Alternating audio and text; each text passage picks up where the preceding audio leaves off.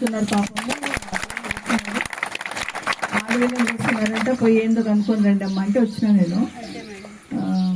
మహేష్ మొన్న 3 రోజుల నుండి మాట్లాడుతున్నాం కదా, వారం రోజుల కింద ఫస్ట్ ధర్నా కూర్చున్నప్పుడే మహేష్ మాట్లాడింది, ఇట్లా మాట్లాడింది. మేము కూడా అదే చెప్తున్నాం, అవసరం లేదు భూమి మనకు. రాగంచర్యలు ఎంత ఉంది?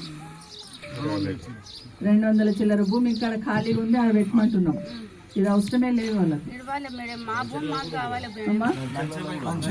ఆడెంతుంది?